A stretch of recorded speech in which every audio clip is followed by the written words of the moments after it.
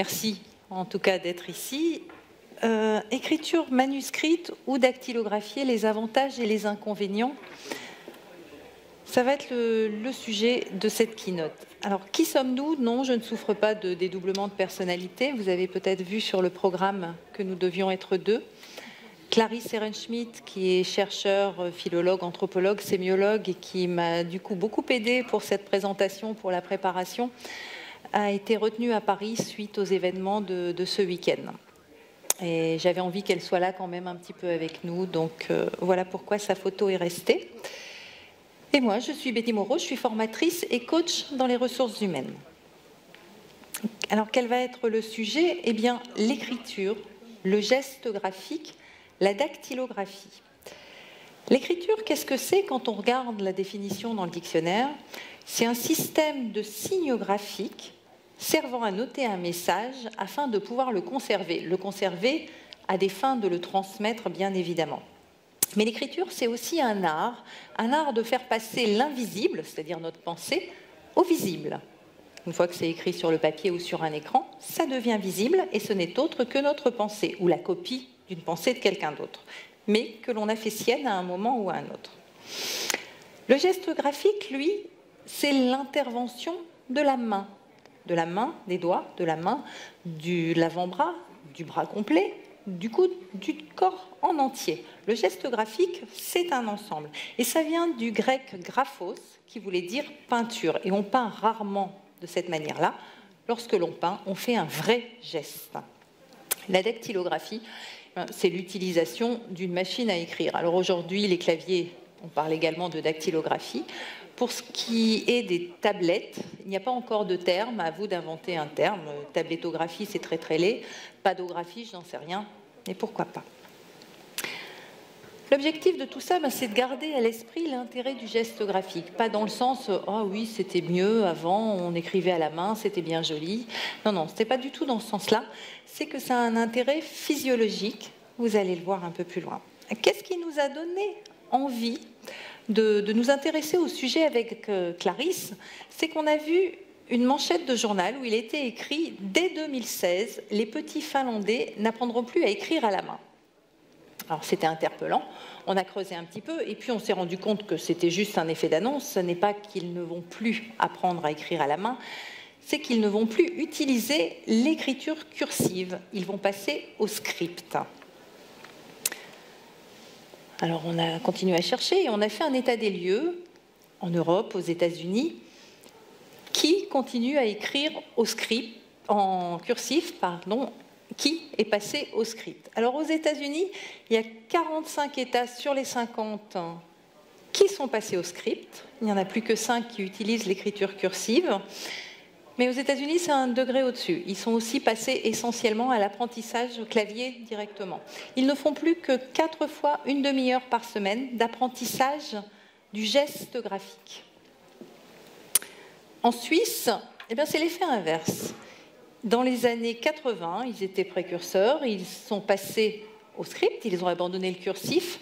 Et en 2002, le canton de Genève a fait machine arrière. Il s'est rendu compte que les résultats scolaires n'étaient pas extraordinaires. Ils sont revenus au cursif avec de meilleurs résultats à la clé. En Finlande, on voit qu'en 2016, il passe au script, on va voir ce que ça donne. En France, a priori, ça n'est pas d'actualité, on continue le cursif. Et en Allemagne, c'est au bon vouloir du chef d'établissement.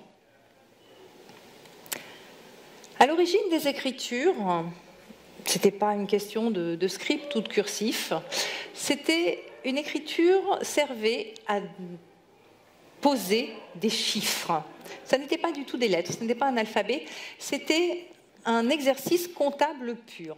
Là, vous avez des tablettes mésopotamiennes anciennes, donc elles ont à peu près 5000 ans, ces tablettes-là, et on voit qu'elles sont découpées en 2 parties. Le champ graphique est divisé. Toutes les tablettes de cette époque-là se présentent de cette manière. Alors, on ne sait pas les lire. On sait déchiffrer quelques éléments, mais on ne sait pas les lire. On se rend compte qu'il y a des creux assez importants, et là, ces creux servait à indiquer une quantité. une quantité d'un objet. On voit dans la tablette de gauche, en haut à droite, une sorte de petit arbre, et à côté, il y a un petit dessin qui représente du grain. Alors, si on ne sait pas lire l'ensemble de la tablette, on arrive tout de même à déchiffrer quelques éléments. Ce grain, qui se dit « chez », avait une certaine quantité qui était stockée et appartenait à quelqu'un. Et le stockage de cet élément et la personne à qui ça appartenait et le lieu de stockage, c'est ce qui est indiqué dans la deuxième partie basse de la tablette. Donc ici, on sait que la tablette de gauche parlait de grains qui appartenaient à qui? Alors sur la droite, en bas de cette tablette, on a ce qui ressemble un peu à un râteau. Ce n'est pas du tout un râteau, c'est un chasse-mouche. Parce qu'en Iran, il fait chaud. Quand il fait chaud, il y a des mouches. Et à l'époque, les riches avaient des personnes à leur service qui les éventaient et qui faisaient chasser les mouches. Donc c'est un chasse-mouche. Cela veut dire que le grain appartenait à quelqu'un de riche, de puissant, qui détenait le pouvoir dans la cité. Voilà un peu comment ça se découpait. Encore une écriture sumérienne, celle-là, donc à peu près la même époque, un peu plus proche de nous. Je reviens en arrière. Là, on est passé au cunéiforme. Ce sont toujours les nombres qui vont apporter les transformations graphiques dans les écritures. Aujourd'hui, la dernière invention en date, la dernière invention graphique, c'est l'informatique. C'est une nouvelle écriture. Et c'est bien une écriture qui nous parle de nombres, qui les qualifie. Certes, c'est une écriture de nombres binaires, en binaire, mais c'est bien par là que passe également le changement, par les nombres. Alors, que fait-on lorsque l'on écrit? Eh bien, on fait quand même un geste assez singulier, parce que l'air de rien, on entend un son et d'un seul coup, il est visible. On passe de l'invisible au visible. On ne peut pas apprendre à écrire si on ne sait pas lire. On ne sait pas lire si on ne comprend pas l'oralité. Alors, vous allez me dire, pour les sourds-muets, c'est un petit peu différent, bien évidemment, il y a la gestuelle, et c'est très important. Le graphisme, on parle de gestes. Chez les sourds-muets, on va parler de gestes également. C'est le corps qui va traduire. Donc, que fait-on lorsque l'on écrit? On transpose une idée sur quelque chose de visible. Pourquoi, dit-on, pourquoi parler de la durée créatrice en parlant des écritures? Parce que lorsque l'on écrit à la main, ça prend du temps. La pensée est quelque chose de rapide. L'écriture manuscrite est quelque chose de plus lent. Plus on prend le temps en écrivant, plus on a le temps de réfléchir à ce que l'on est en train d'écrire. Plus on réfléchit, plus on construit son sujet, plus on peut faire des phrases longues, plus on peut jouer avec la syntaxe, avec la grammaire, créer des chapitres complets. Quand on est en train de saisir sur l'ordinateur, on fait généralement des phrases beaucoup plus courtes. Quand on compte le nombre de mots sur une phrase saisie à l'ordinateur, c'est toujours plus court qu'une phrase écrite à la main. Enfin, toujours, dans une moyenne, bien évidemment. Et si on parle des SMS, si on parle des textos, si on parle de Twitter, la quantité de mots, la quantité de lettres qui sont comptées, ben forcément, ça fait des messages qui ne peuvent pas être très détaillés. Donc, ça raccourcit la pensée. Vous allez me dire, moi, quand j'écris sur l'ordinateur, je prends mon temps, je réfléchis, je fais des grandes phrases. Oui, parce que vous avez tous appris à écrire à la main. Donc nous, on est dans une génération, il y a quelques générations qui sont à cheval sur les deux. Mais on bénéficie de cet apprentissage à la main. Qu'est-ce qu'on fait encore quand on écrit? Eh bien, on fait un geste, un acte de communication, un acte de relation publique quelque part. Regardez, on parle des réseaux sociaux. Donc c'est un acte d'échange. Mais surtout, c'est ça. C'est le côté magique de l'écriture. Qu'est-ce qu'on fait? On fait un acte magique au-delà de la technique. Vous vous rendez compte, un enfant entend parler jusqu'à 4 ans, 5 ans, et d'un seul coup, il ne s'appelle plus, je ne sais pas, Paul ou Arthur, son prénom apparaît sur quelque chose d'écrit. Il voit son prénom, il voit qui il est, autrement que dans un miroir et autrement que dans ce qu'il a entendu.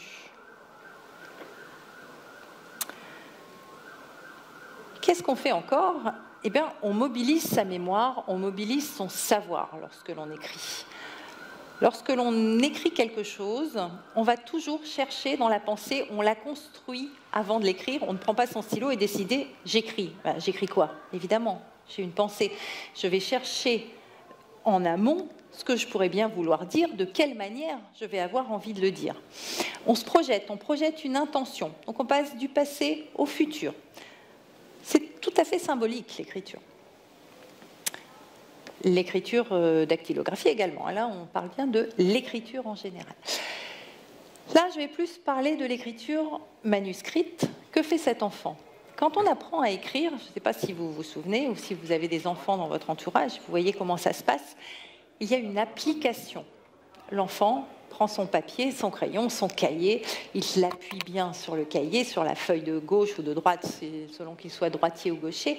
Puis souvent, il passe la langue quand il commence à former les lettres pour la première fois. C'est une vraie domestication de son corps. Il va se contraindre.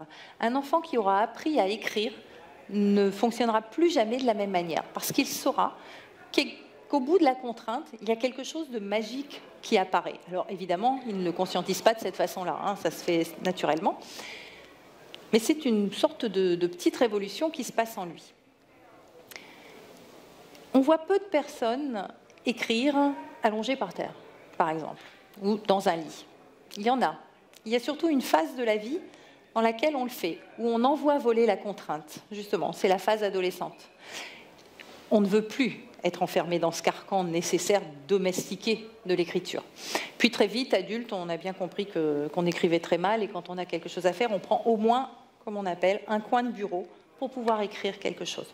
On repasse dans cette domestication qui est le geste d'écriture. Qu'est-ce qu'on fait d'autre? On se sert d'un média quand on fait un geste graphique.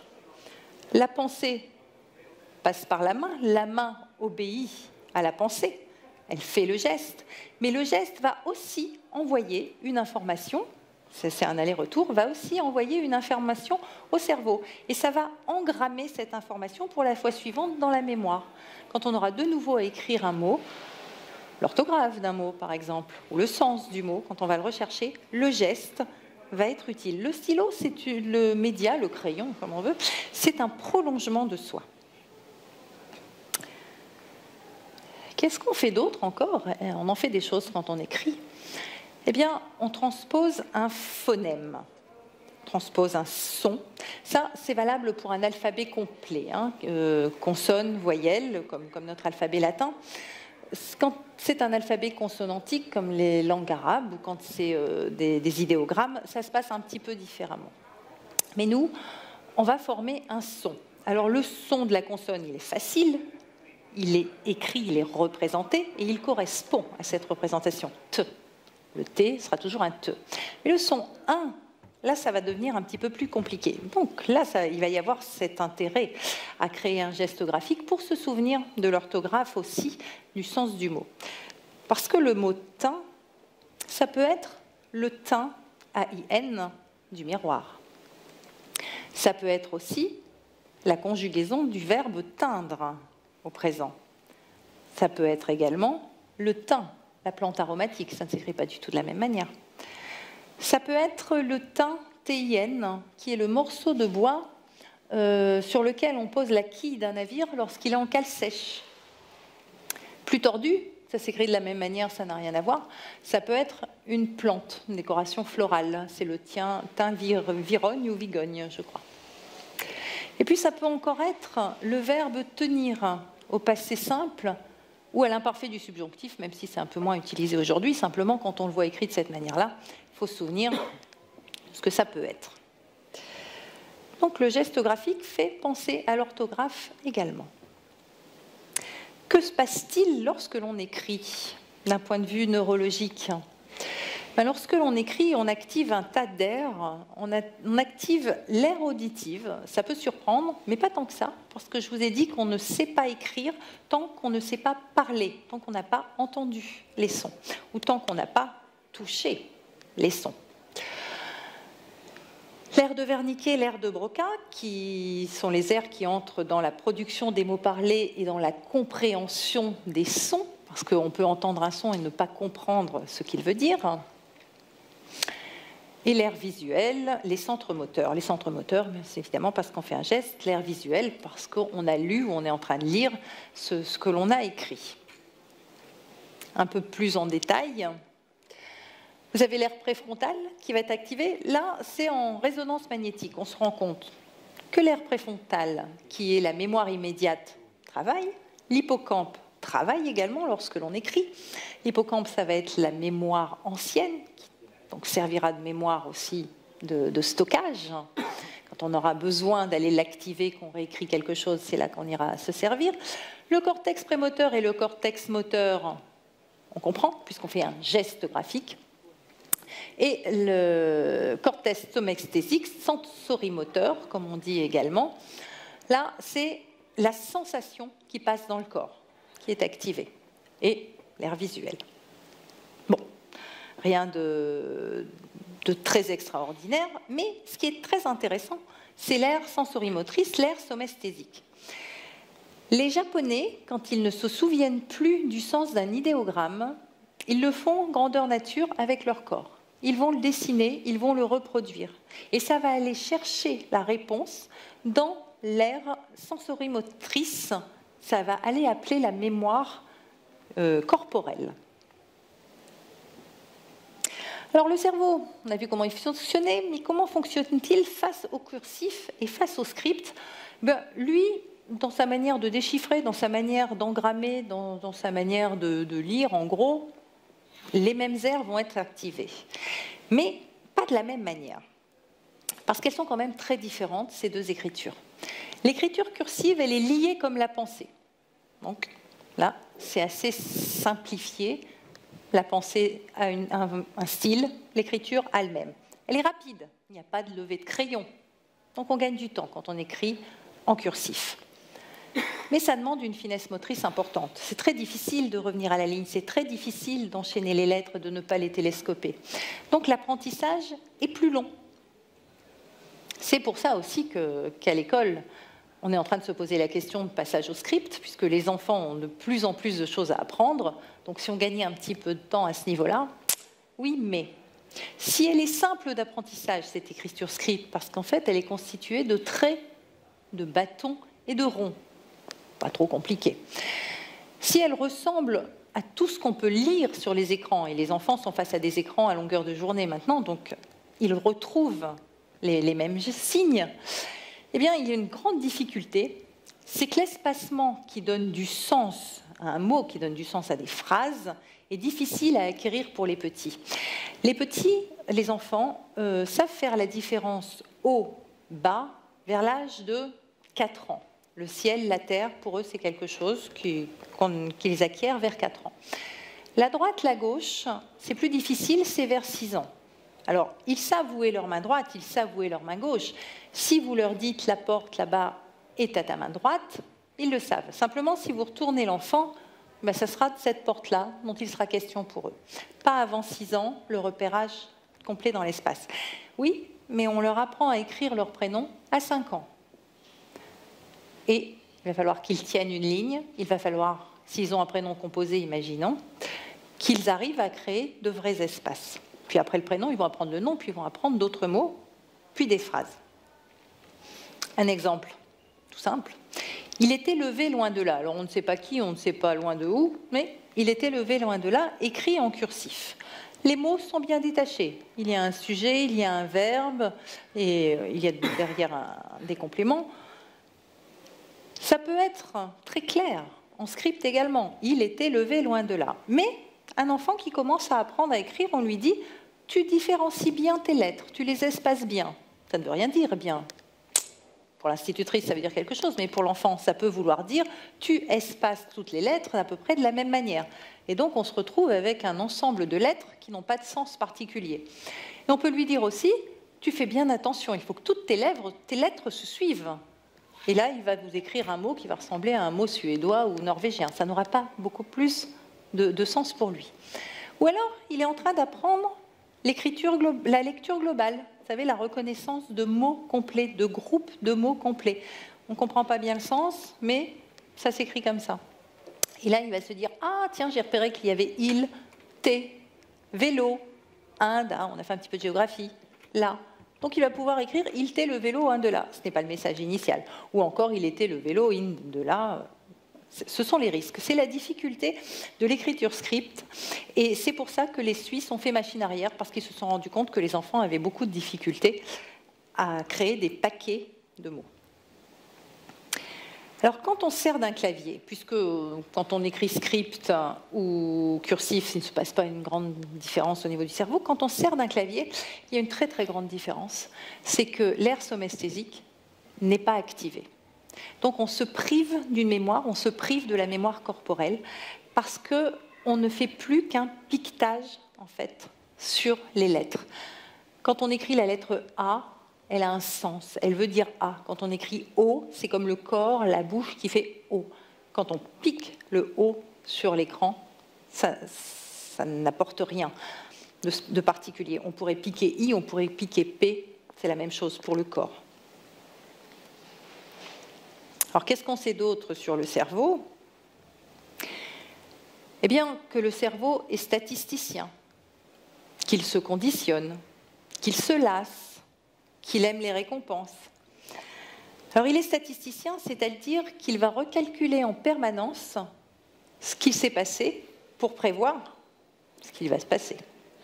Quand on est en train d'écrire, on ne télescope pas la lettre précédente en permanence, on fait un espace suffisant. On a pensé à un mot, on pense qu'il va falloir faire un espace plus important pour passer au mot suivant. Donc, il fait cela. Quand on travaille sur l'ordinateur, on le fait un petit peu moins avec tous les correcteurs d'orthographe. On commence à écrire, et puis déjà les lettres qui se télescopent, elles n'existent pas. Et quand on fait une faute d'orthographe, souvent elle est corrigée. Donc, comme on apprend des erreurs de statistiques, là, on n'apprend pas à ce niveau-là. Il se conditionne également. Le cerveau, s'il voit le ciel est bleu, il voit passer un oiseau, c'est normal. Il voit passer un oiseau, c'est encore normal. Il voit passer un dragon ou un chien, il va commencer à se poser des questions. C'est pareil lorsqu'il écrit. À la main, il écrit, tout va bien, et d'un seul coup, il fait une rature, il fait un pâté, parce qu'il a pensé à autre chose, et paf, il le voit. Et là, ça l'arrête, ça l'interpelle, et il réfléchit, et il repart peut-être sur une autre idée. Quand on écrit au kilomètre sur un clavier, ça, on n'en bénéficie pas. Et puis, on se lasse. Alors, quand on écrit à la main, vous allez dire, c'est peut-être lassant d'écrire à la main. Oui. Mais de manière générale, c'est la lassitude, non pas au niveau du moment de l'instant de l'écriture, mais beaucoup plus large. Quand on écrit, on peut enjoliver, on peut changer son écriture. Quand on écrit sur un clavier, vous allez me dire qu'on peut changer la police, mais non, vous n'allez pas changer les gestes. Et il y a une forme de lassitude, d'ailleurs, on a très envie tout de suite de passer aux logiciels qui prennent en diction, etc. Le cerveau aime les récompenses. La récompense, quand on est en train d'écrire, c'est d'avoir fini sa page, c'est de ne pas avoir fait de faute, c'est d'avoir su corriger ses fautes, c'est quand un enfant est puni, entre guillemets, parce que lui, il le vit comme une punition. Il est puni parce qu'il doit écrire 30 fois le même mot. Le mot récompense, par exemple, il aurait mis un A. Et on va lui faire écrire avec un E un certain nombre de fois. Il y aura plusieurs récompenses après la punition. Déjà, il aura fini sa page, première chose. Et puis, la fois suivante, il saura écrire le mot récompense. Et là, on va lui signifier qu'il a bien écrit. Donc, il va avoir une deuxième récompense. S'il écrit récompense au clavier, il ne verra pas qu'il a fait une faute. Le A sera corrigé immédiatement en E, et pire, il pourra écrire récon, et ça va prolonger le mot. Ça va lui proposer pense. Autrement dit, ça va penser à sa place. Tout à l'heure, on parlait de la taille des phrases. Les phrases sont réduites également de ce fait-là. Si vous avez envie d'écrire, justement, il a envie d'envoyer quelque chose. Il a envie d'envoyer quelque chose. Et vous commencez. Il a le logiciel d'écriture va vous proposer des mots. Ou pas, bien sûr, vous pouvez débrancher ça, mais il va vous proposer des mots, les mots les plus souvent rencontrés, les plus souvent utilisés. Si ce n'est pas le mot envie qui est le plus souvent utilisé, mais le mot envoi, il va vous écrire « il a envoyé ». Donc, une première fois, vous allez corriger, vous allez dire « bon, non, moi, je veux dire, il a envie d'envoyer ». Donc, vous allez le faire. Puis, la fois suivante, il va vous proposer « il envoie ». Donc là, vous vous lassez. Il y a ce système de conditionnement. Vous allez dire Bon, ben, tout compte fait, allez, il envoie. Appauvrissement. On ne s'accroche pas à son idée, on va suivre l'idée du logiciel. Si je vous montre un œuf et que je vous demande de penser à œuf, à comment s'écrit œuf, tout le monde, d'un seul coup, s'imagine la représentation de l'œuf. Alors la belle ove, la boucle, le E dans l'eau, ce n'est pas réellement un E dans l'eau, c'est un E juxtaposé au O. Une vasque et un F. Bien.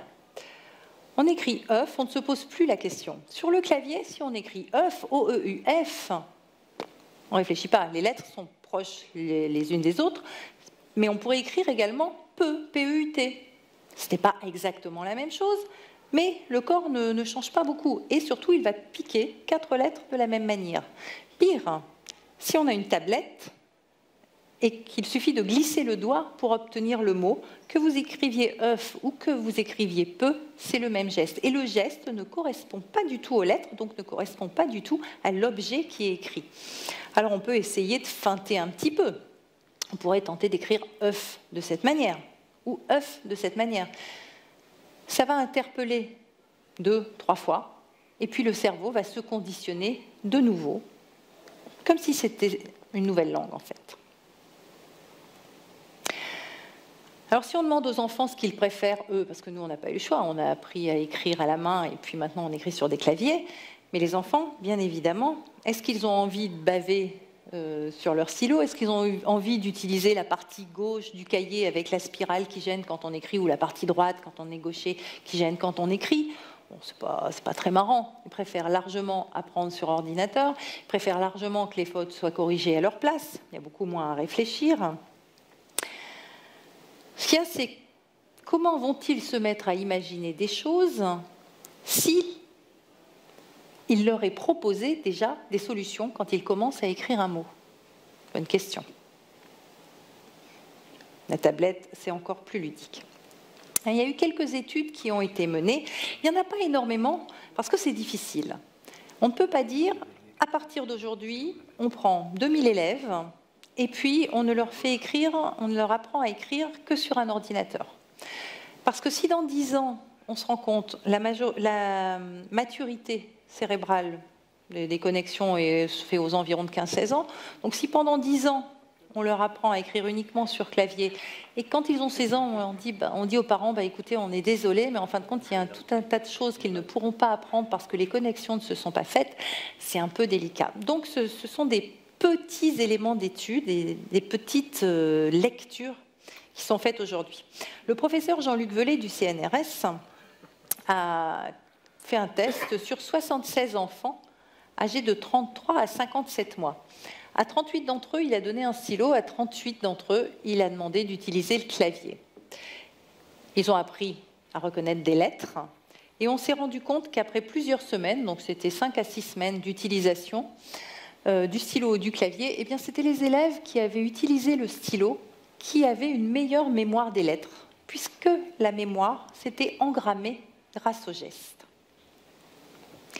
Laura Dinehard de l'Université de Floride, elle a pris un échantillon de 1000 élèves et elle a lu à rebours. Elle a pris les carnets de notes et elle s'est rendue compte que les enfants qui commençaient à avoir une écriture correcte à 4 ans, alors attention, à 4 ans, on ne sait pas écrire, on commence à essayer de reproduire, à tenir droit une ligne, à faire des gestes qui sont jolis, des vrais ronds bien fermés, des vrais bâtons bien droits. Hein. Mais quand à 4 ans, il y avait déjà une écriture correcte, ils avaient de bons résultats en maths et en lecture, et ils avaient surtout des meilleurs résultats que les élèves qui avaient une mauvaise écriture. Alors ça veut dire quoi? On le lit dans un sens ou on le lit dans l'autre. Hein. Je reprends mon histoire d'œuf, c'est l'œuf ou la poule. Est-ce que ce sont des élèves qui sont en difficulté de manière générale et qui, de fait, n'écrivent pas bien, ou est-ce que c'est le fait de ne pas bien savoir écrire qui les met en difficulté? Il va falloir encore un peu pousser les études. Alors le futur, au vu de tout ça, on en fait quoi? Qu'est-ce qu'il y a de mieux? Je pense qu'il n'y a rien de mieux. Mais si on revient au tout papier, au tout crayon, c'est un retour en arrière. Tous les retours en arrière sont très très mauvais signes. C'est pas comme ça qu'on va avancer. L'écriture alphabétique a pris une place gigantesque dans nos vies. tout est écriture aujourd'hui. Mais aujourd'hui, on est aussi dans une situation qui n'est pas connue de l'humanité. Jusqu'au XVIIe, XVIIIe siècle, selon les pays, on vivait sur le passé. C'était le passé qui nous servait à avancer. On faisait comme les parents, on faisait comme les aïeux, comme les ancêtres, on faisait comme avant. Puis il y a eu l'ère révolutionnaire, XVIIe, XVIIIe. Là, on a eu envie de se projeter dans le futur. On a imaginé le futur. Et aujourd'hui, on imagine aussi le futur. Mais le futur, c'est demain. Donc en fin de compte, à l'échelle de l'humanité, aujourd'hui, on vit dans un présent très très présent. Donc les retours en arrière sont difficiles, les projections le sont tout autant. On veut avancer à grands pas, l'idée serait plutôt d'avancer à petits pas. Si on revient donc tout à l'écrit, c'est Mad Max, tout étant sur ordinateur aujourd'hui, ça serait quand même là encore une sacrée révolution, la révolution étant une volte complète. Si on est tout ordinateur, alors je ne suis pas sûre qu'un informaticien ressemblera à ça un jour, pas de t-shirt, pas de cheveux longs, ça m'étonnerait, mais est-ce qu'il sera là, ce monsieur, surtout, s'il n'a pas appris à apprendre, s'il n'a pas appris à se projeter, parce que lui, ok, il a appris un jour à écrire, il a appris un jour à structurer sa pensée, mais on a vu que plus on écrit au clavier, plus on écrit des informations courtes, moins on sait se projeter, moins on sait structurer sa pensée. Donc, tout ordinateur, ça pourrait mener à ça. C'est peut-être pas non plus ce qu'on a envie de vivre. L'idéal, c'est l'équilibre, comme partout.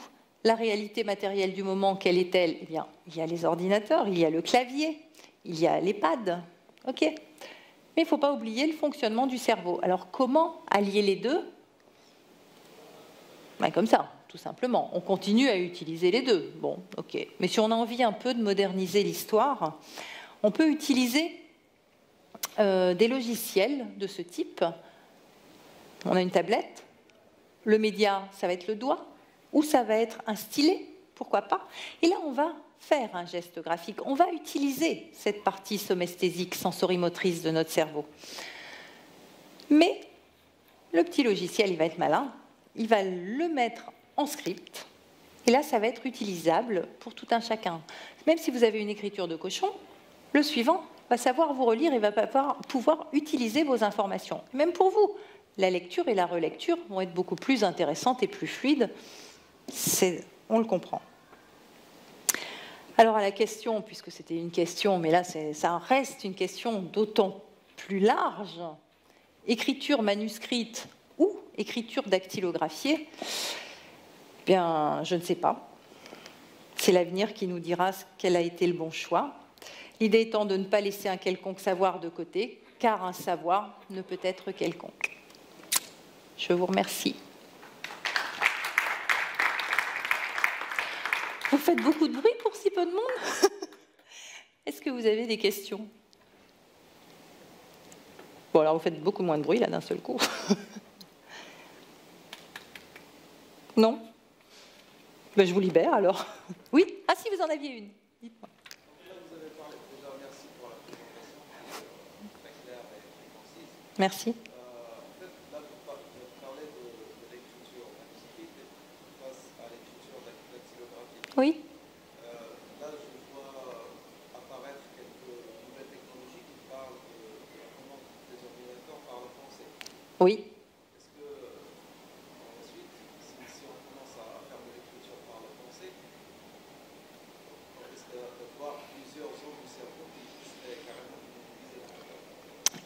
Qui ne serait pas mobilisé. L'écriture par la pensée, en fait. Bien, pour penser, il faut avoir des idées de pensée. Il va falloir continuer à tester des choses. On ne pourra pas prendre un enfant, l'asseoir et lui dire « pense ». Un enfant, pour qu'il apprenne des choses, qu'est-ce qu'on fait? On lui donne des cubes, on lui donne des trous, des bâtons, et il faut qu'il construise, il faut qu'il crée quelque chose avec son corps, avec ses mains. Donc pour qu'il crée une pensée qui ensuite pourra être transmise sur un ordinateur, il faudra continuer à un moment ou à un autre à utiliser son corps pour mettre en place toutes ces fonctions. Comment? Je n'en sais rien, puisque là, on commence à parler de ça. Et quand on commence à faire ces tests, on commence à les faire sur des personnes, ne l'oublions pas, qui ont appris à écrire à la main. C'est toujours un peu biaisé, cette histoire.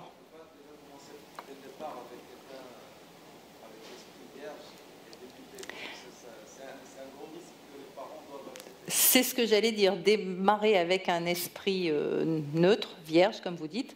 Pourquoi pas? Vous avez des enfants, vous êtes prêts? Voilà. Vous ne prendrez pas le risque. Ah, pourquoi? Faire le modèle classique d'écriture manuscrite, voir perpétuer l'utilisation des livres et le contact avec les cahiers. Alors là, c'est un choix personnel. Il y a une sensualité, il y a une sensorialité, le contact au papier, hein, le contact au livre. Et puis le côté je préfère, attention, je ne porte pas de jugement, hein, je m'amuse de ce que vous venez de dire, je préfère, ça n'est pas scientifique, on est bien d'accord. D'un point de vue scientifique, il y a cette donnée, le corps parle, le corps écrit en quelque sorte. Pour pouvoir écrire, il faut que ça passe par le corps. Donc, pour l'instant, on ne sait pas comment ça pourrait se produire, ce qui pourrait se produire derrière. Donc c'est dangereux, oui. Avancer doucement. Pourquoi ne pas avancer? C'est stupide, après tout, si on découvre comment penser et que ça s'écrive tout seul, pourquoi pas? Mais cette pensée, il va bien falloir la nourrir quelque part. Donc il va falloir apprendre à lire. Et pour apprendre à lire, il va falloir d'abord avoir compris et il va falloir voir les mots. Donc aujourd'hui, le cerveau fonctionne comme ça. Le cerveau, le néocortex, a 4 millions d'années. On va avoir du mal en quelques années à modifier ce qui s'est passé là-haut. Le génome n'a pas été modifié entre le moment de l'invention de l'écriture et de la presse, de l'impression, de l'imprimerie. Le génome n'a pas été modifié. Il s'est passé un certain nombre d'années, malgré tout. Donc aujourd'hui, en 10 ans ou 15 ans, parce que les technologies avancent très très vite, est-ce que le génome va savoir se modifier suffisamment? J'ai un doute. Je ne suis pas neurologue, je ne suis pas scientifique, mais quand même, il faut se poser la question. Oui?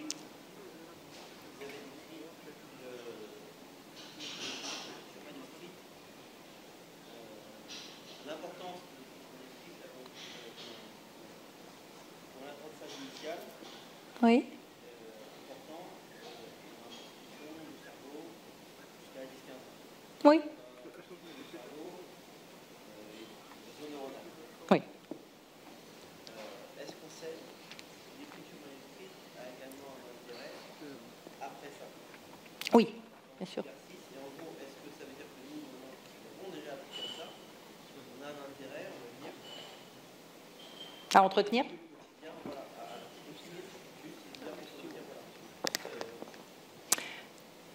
À part le vélo, tout geste qui ne se fait pas se perd. Si vous avez perdu l'habitude d'écrire à la main, quand vous produisez un texte, vous avez de fortes chances de faire beaucoup plus de fautes d'orthographe. Je ne sais pas si vous l'avez remarqué. Oui.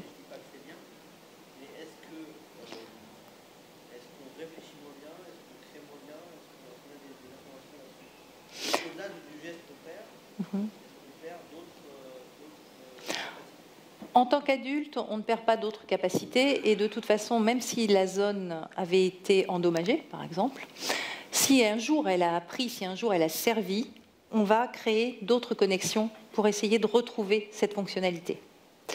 Est-ce qu'aujourd'hui, le fait de ne pas l'utiliser fait qu'on ne sait pas utiliser d'autres choses alors qu'un jour on a su le faire en ayant appris? Personne comme nous. Je n'ai pas d'études sur le sujet. Je ne sais pas. Oui? Merci.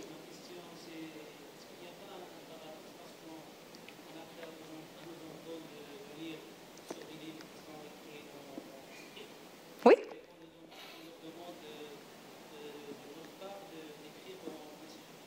Oui. Ah si, il y a un paradoxe, complètement. Ce qui fait que c'est ce qui rend l'écriture, l'apprentissage du geste graphique assez difficile. Mais c'est assez récent, cette difficulté, parce que les enfants, jusqu'à il y a 50 ans, n'avaient pas accès aux livres de cette manière-là. C'était les parents qui lisaient des histoires, Les enfants regardaient plutôt les dessins, et puis ben, tu prendras le livre quand tu auras appris à lire. C'était un peu le discours il y a une cinquantaine d'années. Il n'y avait pas les télévisions à ce point et l'information à outrance dans leurs yeux. Donc ça, c'est une nouvelle donnée également. C'est pour ça que les écoles se posent la question de passer au script, pour que ça ressemble à ce qu'ils voient à longueur de temps. Mais on a vu la difficulté. Il faudrait pratiquement qu'ils apprennent le script à partir de 7 ans seulement, pour retourner à l'école de plus tard, quand ils auraient une orientation dans l'espace. Si, c'est un gros nœud, c'est assez complexe, oui, ça pose un tas de problèmes. Vous parliez des livres tout à l'heure, du plaisir des livres. Vous avez peut-être tous des liseuses, malgré tout, même si vous préférez lire dans un livre. L'histoire sensorimotrice, de toute façon, on a le temps, on prend la place de personne, là, apparemment. Il y a une étude qui a été faite, il y a un constat qui a été fait. Lorsque l'on lit sur Kindle, c'est une pub, mais enfin sur une liseuse, le seul geste que l'on fasse, c'est celui-ci. Alors avec le doigt que vous voulez, mais on pique une seule fois pour tourner une page. Je ne sais pas si vous avez remarqué, mais on lit plus vite sur une liseuse que sur du papier. Si on lit plus vite, on emmagasine moins, c'est moins précis. Et en effet, l'étude a montré qu'à livre identique, une personne qui l'a lu sur le papier et une personne qui l'a lu sur Kindle ne va pas raconter l'histoire de la même manière. Celui qui l'a lu sur le papier va pouvoir donner beaucoup plus de détails géographiques, par exemple, de détails dans l'espace. Celui qui l'a lu sur Kindle ne saura pas le faire. Celui qui l'a lu sur papier va prendre le temps de tourner. Il y a un geste. Il est dans le mouvement de l'action. Tandis que l'autre, il ne l'est pas. Il survole l'action. Donc ça va être aussi à prendre en compte. Vous avez les enfants qui ont de plus en plus souvent dans les écoles, je ne sais pas ici, mais on a des écoles pilotes qui ont des tablettes pour prendre les devoirs, pour faire les devoirs, pour les rendre. Bon. Ils ne vont pas tourner la page de cahier, la page d'exercice et se poser la question. Quand on lit un énoncé, on est devant l'énoncé, on a envie de pleurer parfois. Vous avez passé des examens, je ne sais pas si vous vous souvenez, la feuille, on la pousse, on la retourne. Quand c'est à l'écran, on ne va pas casser l'écran, hein. C'est un petit peu plus difficile de chiffonner et de reprendre ensuite. Et là, on va chercher dans la mémoire, on fait quelque chose de physique. Il faut le garder, pas le garder, sous quelle forme, je ne sais pas. C'est vous qui allez développer tout ça, hein, c'est pas moi.